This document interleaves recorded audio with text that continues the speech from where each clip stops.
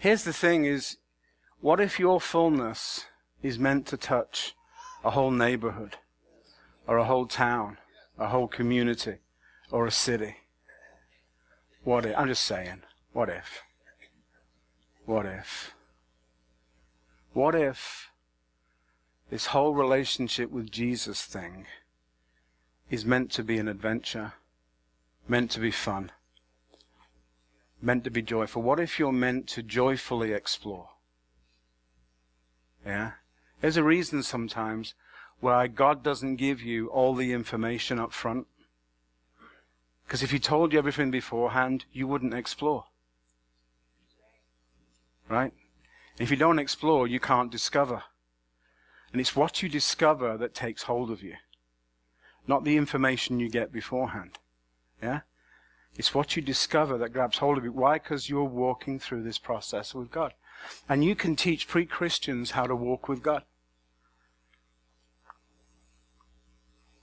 Years and years ago, when I lived in Southampton on the south coast of England, when I first moved there, we lived in a house that was like maybe 60 yards from a pub, which is like a nicer version of the American bar. Because a pub is like the center of the community. In England, we navigate by churches and pubs. Yeah, we'll turn right by the Anglican church, and when you see the Green Dragon, turn left there. That's what we navigate, by pubs and churches. That's what we do. And so my wife wanted to have a women's group in our place on a Tuesday evening, which was the night that I'd allocated for studying because I was doing schools of prophecy. Terry was one of the first schools of prophecy. So I was doing all my studying on a Tuesday evening, and so she kicked me out of the house. So I went across to the pub. So I go across to the pub, I buy a pint of ale, and I'm sat there, and I'm doing my study for the next talk of School of Prophecy. Yeah? And after about 3 or 4 weeks of this, a guy comes up to me and said, so what are you doing? I looked at him and I said, so what do you think I'm doing? He said, well, we've all got bets. We're all taking bets. He said, we know you're studying something. Some people think you've got a night class you're studying for, you're studying to be a lawyer or whatever. I said, what do you say? He said, I've got 20 pounds that you're studying the Bible.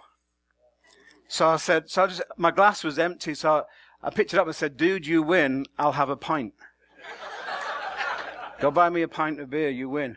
He turns around and goes, he's studying the Bible. Whole place.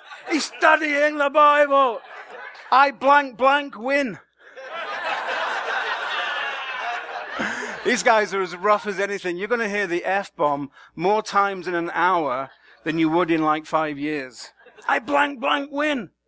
So he buys me a pint and he comes over and he says, so dude, what are you doing? And I said, I'm doing a school of prophecy.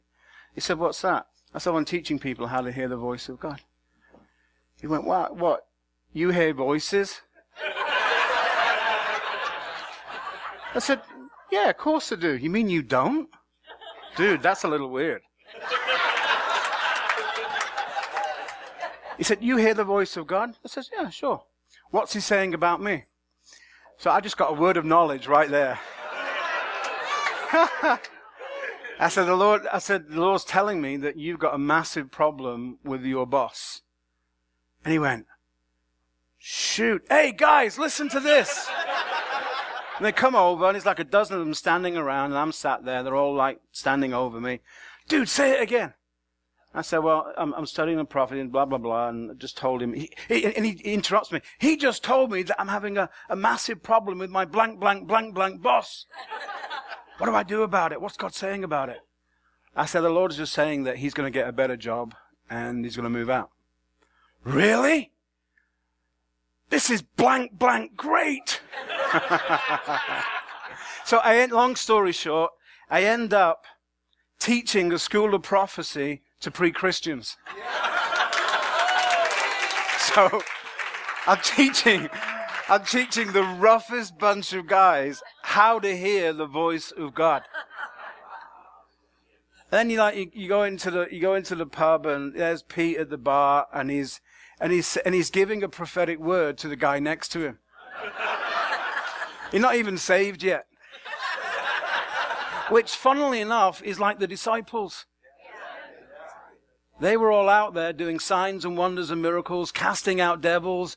None of them were saved because Jesus hadn't died at that point. I just thought I'd throw that in there. So they're all out there doing this stuff, coming back and saying, this is so cool.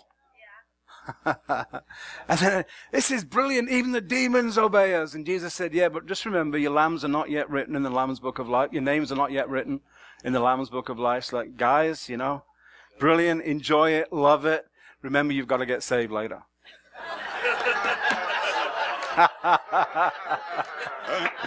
That's just funny. Hey. All things are possible, eh?